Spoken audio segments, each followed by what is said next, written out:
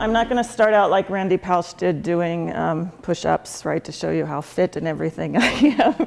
But I will start by with the title. So one of my colleagues, Chris Umansky-Midas, asked me where I got the quote from, and I said, I'm not terribly original. I Googled fantastic travel quotes, and I looked through them, and this is one that really hit me, and so I really liked it because I think this is, for me, one of the reasons that I travel, not to get away from things, but rather to discover things that are important that I don't see in my own life, and things that are different from my life here, but still similar to the universal thing that is being a human.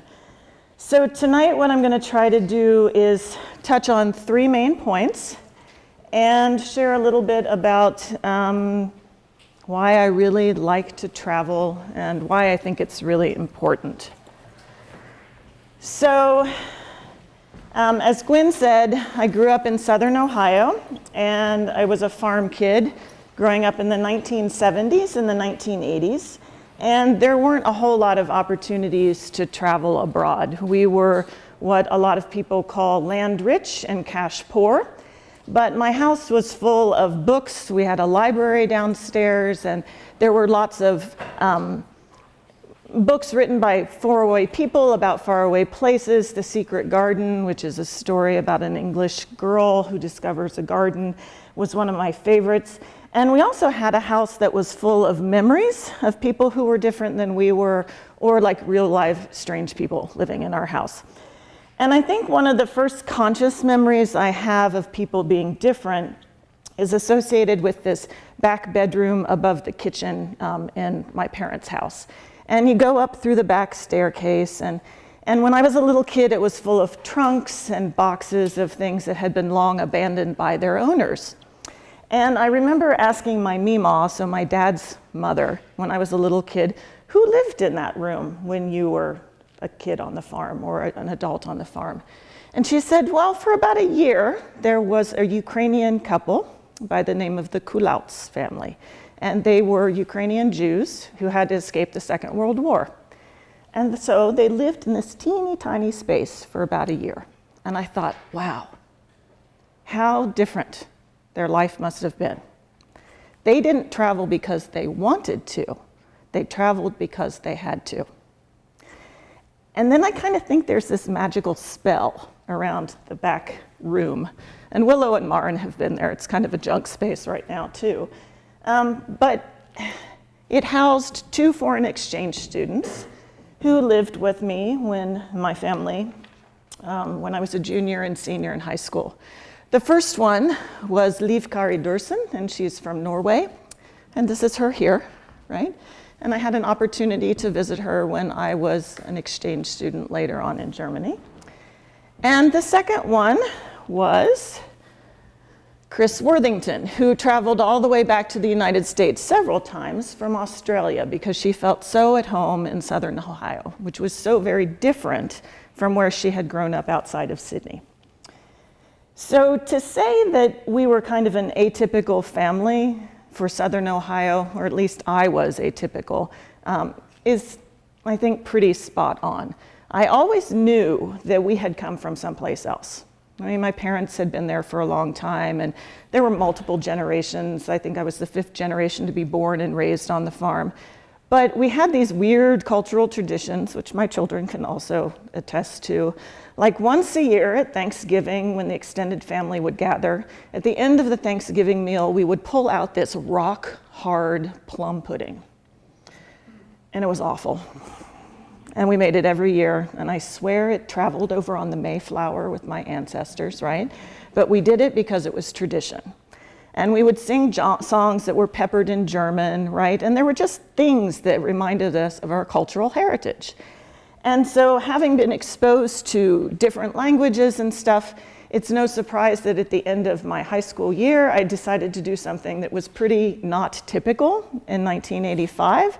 I told my parents I wasn't going to go to college straight away. Oh, you're not going to do what? Yeah, I'm going to take what's known as a gap year now, right? And so I went and I spent a year in northern Germany, learning really to speak German, because although I'd had it in class before, I didn't really speak it very well. And so I lived in a small town called Sandlingen. It's in between Hanover and Hamburg, in the northern part of Germany. And the town had about 100 people and 400 cows, and its very own microbrewery. So I had to get used to things being a little bit different. So I had to learn how to not be American, how to adjust myself, but how to be German. And so one of the things that it meant was, how was I going to get to school? And so for almost every day, I rode my bicycle 15 kilometers round trip from this teeny tiny town. Maeve's like, 15 kilometers, right? It's not really that far. And it's not that far when the infrastructure system is set up like this. And this is alongside a speeding highway, but they make it easy for people to ride their bikes to school, right? I went to a high school that spoke only German, so I did that. I learned to eat different things, and I really transformed myself. I became something different, somebody different than who I was beforehand. So this whole notion of being a normal Southern Ohio kid after a year was really very, very gone, right? I mean, there was no coming back to that person that I was beforehand. And so in retrospect, what I see is that this first year-long experience someplace else was really my first foray into what anthropologists call field work, right? And so to be an anthropologist, you can read all of this kind of stuff, but the way you really learn about how people are similar or different is to put your backpack on, jump out of the plane and go. And it means being uncomfortable sometimes, but it also means learning that people are really the same in a lot of ways, but we adapt to our environments differently. So one of the things that anthropologists learn from studying all people all of the time, because, okay, here's my little 4-field lecture, right? Anthropology is a holistic science. We study people now here. That's cultural anthropology. There's archaeology, which is the study of people in the past. There's biological or physical anthropology, which is the study of this thing that we occupy, right? And then there's linguistic anthropology, or how we communicate, be it through sign language or spoken language or written language. So when we study all humans all the time, we see that there's a lot of variation. There are a lot of different ways that we answer questions and solve problems. Because we really are one species. We're all Homo sapiens sapiens. And you just have to adapt to different environments. So I was used to riding the bus or driving my little car, and this is what I did instead, right? And it changed not only my worldview about things, it changed my body as well, right? Because I was on my bike for 15 kilometers, right? Changed my eating patterns, it changed all of those kinds of things. So what I really learned is that there's no one right way to do anything. And I'm going to give you a concrete example of that. And these are cute little cows from Niedersachsen, so northern Germany. And I was a farm kid, right? And I had grown up in a time period when we had some cattle. They were kept in the feedlot down below the house, and the feedlot wasn't very big, and they were always muddy, and they didn't seem terribly happy, and they stunk. And when the wind would blow, it would blow up and through the kitchen window, and everybody would complain because it stunk, right? Well, I moved into a 400-year-old house in Sandlingen, and right next door, and I mean literally right next door, were 50 cows. And they didn't smell. And they seemed like they were happy. And they were nice. And so I did what my Mutti asked me to do, and I went next door and I got milk from Frau Jakobite, and it was raw milk. It was the first time I'd ever had raw milk, right? So I learned something new then, right? And in talking to her, over, many months' time, I said, well, why are your cows so happy? Why don't they stink? The cows in Ohio don't smell very good. And she said, in German, of course, well, what do you feed your cows? And I said, well, they eat this like grain mixture stuff, right? And they're pretty much inside or in this little pen. And she's like, ugh, that's ridiculous. They need to be out grazing on the pasture. And so what I learned was, because of the way in which people live in proximity to their animals, they treat them differently. The cows that were on my farm were not milk cows. These are milk cows, right? But the whole reason for having cattle was to fatten them up quickly, to sell them off to market to make a profit. Frau Jacobite's cattle had names.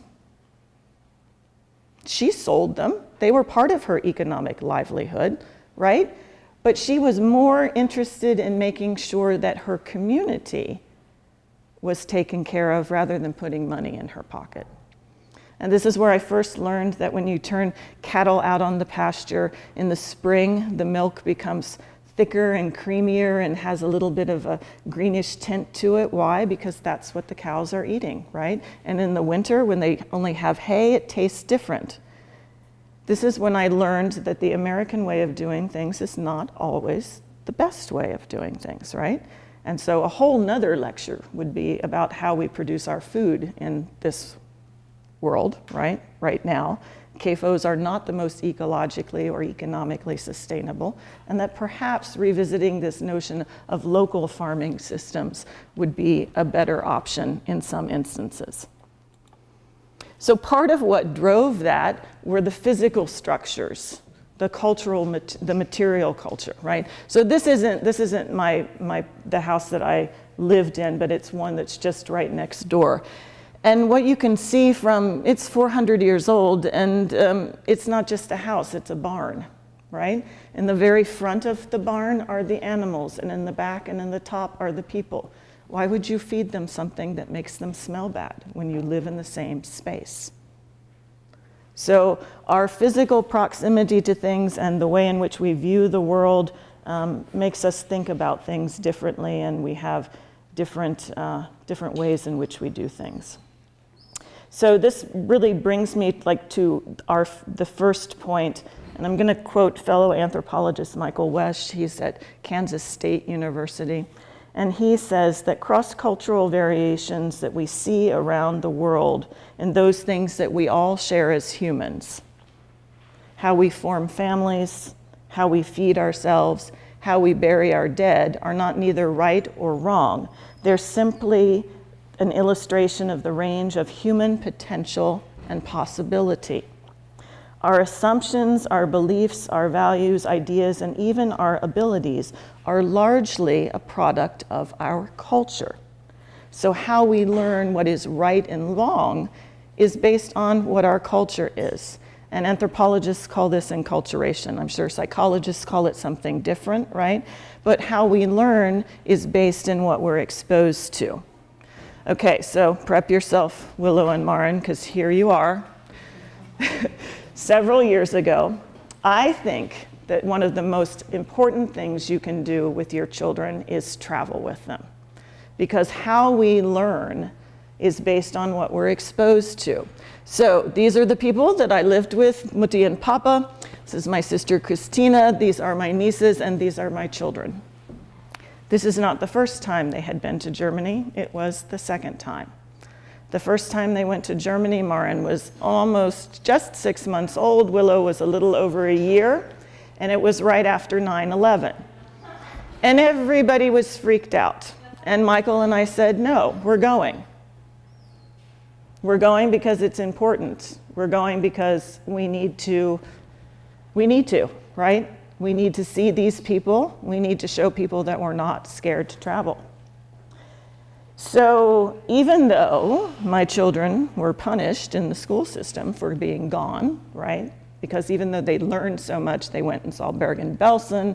They did all of these things that they wouldn't have learned in the school system. This is why I think travel is important. They don't speak very much German except for a few cuss words, right? But after a couple of weeks, they were able to really communicate because biologically, neurologically, our brains are really flexible at that point in time, and our customs are really flexible. So traveling when you're young is one of the greatest gifts that you can give somebody. Okay, jumping back to 1985, 1986. So I came back to the United States. I knew, of course, that I wanted to go back to Germany and study, but studying abroad costs money, right? And I was a poor college student, but I was also at a university that had a pretty strong study abroad program, and I had 2 years to save up money and find scholarships. And so I did. And so I worked in the library, I did all kinds of things, and I spent a year in one of the most beautiful places ever at one of the oldest universities in Europe, the University of Heidelberg. And I spoke passable enough German that I was able to actually study with Germans, which was a really awesome thing. And I lived right there, right underneath the castle. So every morning I woke up and I got to look up at this great thing, and it was amazing, an amazing experience. This brings me to my second point, though. When you travel, you shouldn't just travel for the places, you should travel for the people and the relationships that you build. The social networks, as anthropologists call it. Ooh. That's not what I wanted to do.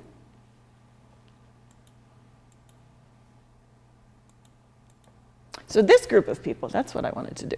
This group of people are the American students that I spent either a semester or a year with in 1988, 1989. So this picture, and yes, I'm like the crazy one in the tree up there, right? I'm always in trees, was taken in East Germany, in Thüringen, at the Schloss Windischleuber, which is the real live actual home of Baron von Munchausen. So in 1988, communism was still alive and well in our world. So it was a really special thing for a group of very provincial, narrow-minded Americans who understood about this much about the world to be able to spend 2 weeks in East Germany. So we left behind all of the creature comforts of Heidelberg, and Germany at that time was so much nicer than the United States in terms of their standard of living and everything, that we were really leaving behind quite a bit. And we traveled to Jugendherbergers or youth hostels in East Germany. And the travel was miserable. The food was lousy. Our minders, because we had communist minders, never let us slip anywhere. The contemporaries, our counterparts that we talked to who were our age, you could tell that they were so under somebody's thumb, right? Somebody stole my Walkman. In retrospect, I'm like, I'm so glad I had that Depeche Mode tape in there, right? Because it just exposed them to a completely different thing that was going on. And then we came back, right?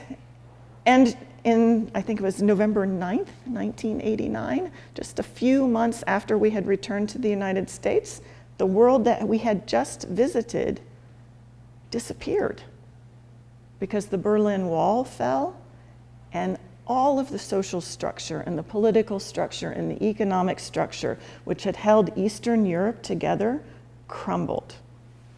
And we were really, really honored to be able to visit that because I hadn't had an experience with that type of people before, right? People who didn't have the ability to speak their minds about things, couldn't worship who or what, or if they didn't want to worship at all, right? Had to register to move from province to travel. That was just not in my realm of understanding.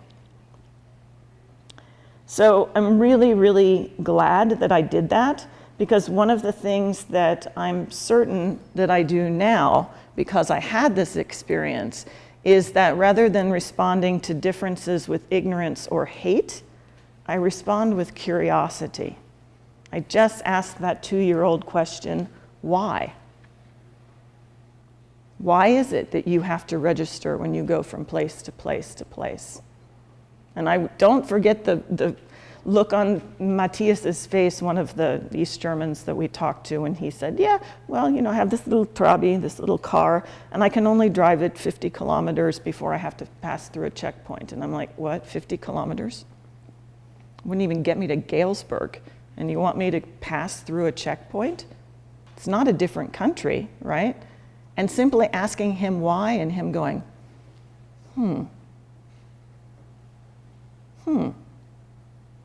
started those wheels thinking. This brings me to the third point.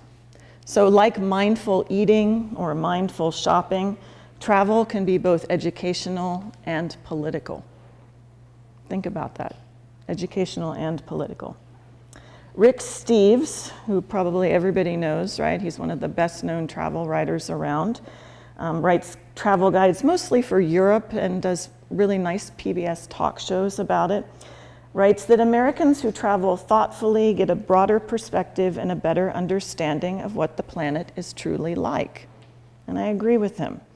So it should come as no surprise that after graduating from college in 1990, my parents said, what are you going to do? Are you going to get a job? And I'm like, I don't know. Took the GRE, applied to law school, got in, took the MCATs, applied to med school, got in, applied to the Peace Corps. I said, let's go. And so I spent 2 years, 27 months really, as a Peace Corps volunteer in the Dominican Republic.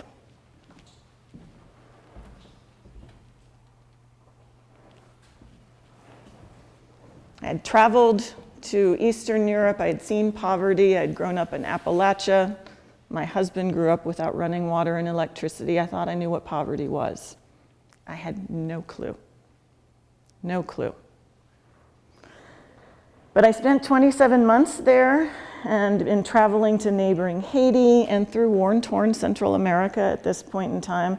This is, that kind of travel as a young person who was just beginning to wake up, just beginning to become conscious, really does form kind of my basis for everything that I see in the world any longer. So, and while I admit that I am one of the first people who loves a good beach vacation, and I have a special beach on the planet that I like to go to, I also love to travel to places that make me uncomfortable. Places that push me outside of my realm of what I'm used to. So, again, getting back to point number 2 about the people, I never would have made it through those 2 years if it hadn't been for Doña Colombina. So I built a house right next to her house, a little concrete block house, and she's the one that took care of me. She's, how old is Colombina now? She's in her 70s. She is functionally illiterate, and she's one of the smartest women I have ever met in my entire life. She can read a political landscape like you have no idea. She can identify botanical plants. She knows how to catch a baby and birth a baby, right? She knows things that you don't learn in school. And it's because of her, who I still now I talk to her on FaceTime, right? On Facebook, it's kind of bizarre. She's one of the reasons why I was able to get through the Peace Corps and really flourish. So I learned the value in eating rice and beans and rice and beans, and being really grateful for it. I think I've kind of forgotten about that. I learned the value of sitting and being and just listening and watching and appreciating all of the hard work that goes into a cup of coffee. And I only know this because I lived it. I had to pick coffee beans. I got bit by ants. I had to dry them. I had to roast them. It takes a really long time to make a cup of coffee. So I try and sit and savor it now, right? And that's only something that I have gotten through participant observation. So doing this pushed me outside of my sense of worldview, being surrounded by people who look really different than I do, right? I am clearly so not Dominican, right? I speak horrible Spanish, it's Dominican Spanish, but these were my people that I lived with for 2 years, and I learned an awful lot from them. I also learned an awful lot from this woman. Her name is Chepa. And Chepa lived a couple of houses up the road from my house. And by contemporary American understanding, we would consider her to be a homeless person, perhaps with schizophrenia because she talked to things and people that I couldn't see. She had a house, but it was full of stuff to the point that you couldn't get in the door. We would call that hoarding, right? But she was taken care of by her community. So I was interested in who she was, and so I talked to some of the elders, and I found out that Chepa had been a midwife and the local bruja, or the healer, the medicinal healer. And during the Trujillo era, so Trujillo was a really benevolent, awful dictator who killed hundreds of thousands of Dominicans and Haitians in the 60s and 70s. And her entire family had been pushed out of a helicopter in front of her eyes. So not only did she lose her family, she lost her mind. But she always had something to eat. In the morning, she'd walk down to Doña Colombina's house, and Colombina would feed her, and she'd say, Chepa, take off some of your clothes, because she would wear everything that she had. When you could smell her coming, oh, it was awful, right? It's hot in the Dominican Republic, and you could smell her coming. And so Colombina would take some of her clothes, and she would wash them, and she would say, on your way back up for dinner, come pick them up, right? And she'd let her use the latrine. And then Chepa would wander down to the end of the village and have some lunch, and then she'd walk back up and have some dinner on the other side. And if it rained and her roof leaked, there was always somebody there to take care of her. So for people who had nothing,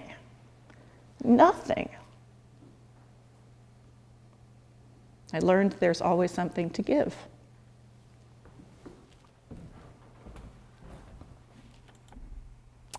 I also learned that I have a privilege that I did not earn. As a Peace Corps volunteer in the 91 through 93, this was before email really hit, right, before cell phones, I had to go into the capital city to pick up my paycheck once a month. And so I would get on these little buses, they're called guaguas, and there would be 50 people more in the buses than there were supposed to be, right? And I figured out pretty quickly that I could get off the bus in front of the Hotel Jaragua. And the Hotel Jaragua is now owned by Marriott, and it looks like this. And I would get off the bus, and I would smell, and I had all kinds of gastrointestinal problems, right? And I was parasite-ridden. And off to this side is a casino, and I would walk right past the front desk, and nobody would look at me at all. And I'd walk right here. And I'd find the fresh white towels, and I'd plunge into the swimming pool, and I wouldn't have $5 in my pocket to be able to buy tostones or cervezas, but nobody questioned me because I was white. Growing up in southern Ohio, everybody was white, except for one little family, right? And they were okay because they were okay, right? I hadn't been around people to understand that my whiteness gives me a privilege that a lot of people don't have. Now, my gender is an issue, right? If I was a white man, there would be no issues whatsoever. But in many parts of the world, being white is enough to be able to move into spaces that you're not allowed to move into normally. I can't do this in Chicago. They take one look at me and they're like, mm-mm. That's a lesson I never would have learned before.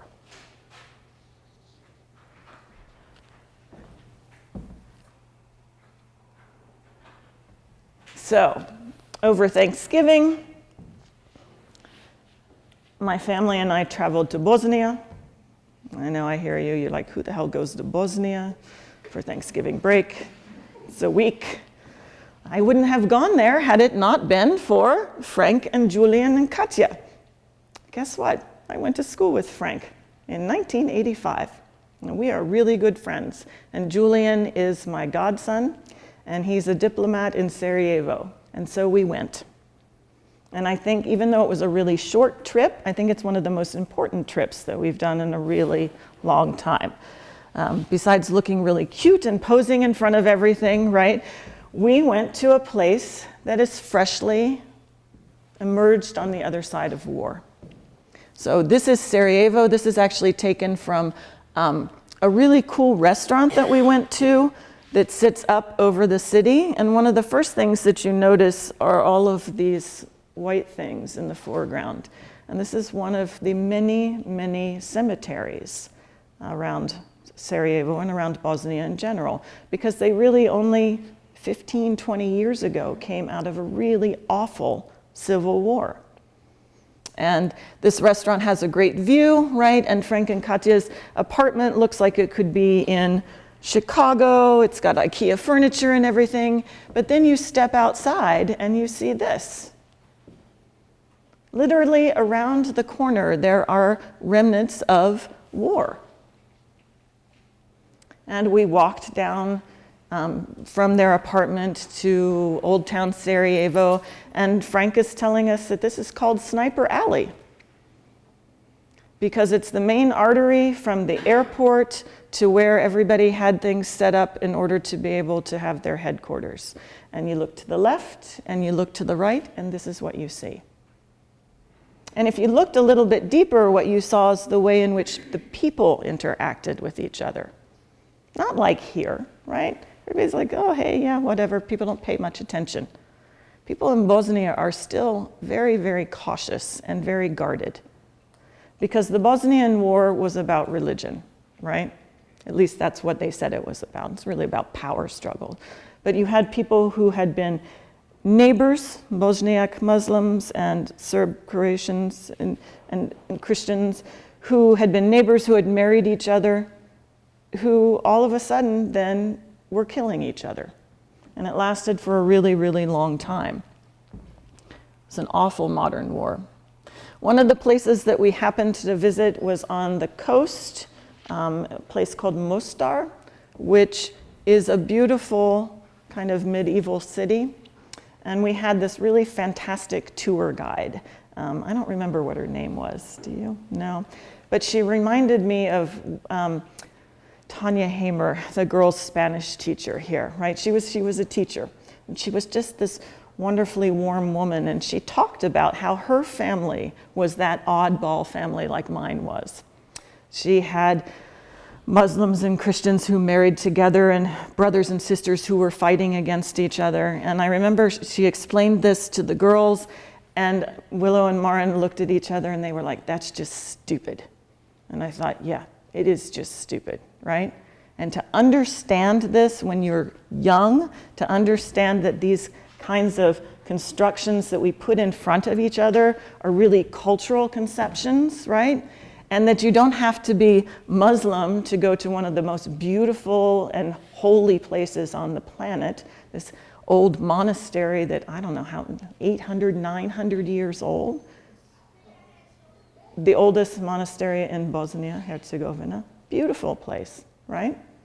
To appreciate the beauty around it. And that's what travel can do for you. So I think it's really, really important to be able to do this kind of travel.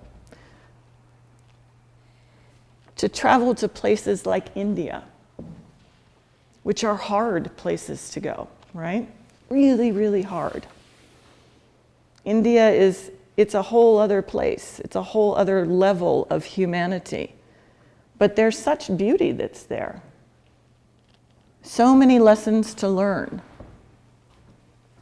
Or to travel to Puerto Rico, to visit some of our alumni who've been there, who studied here, who are going back to their country to try and make it a better place, to see how they live, to see how they're solving their problems in their particular environment. So I'm going to end with a challenge for all of you. Think about travel and where it takes a priority.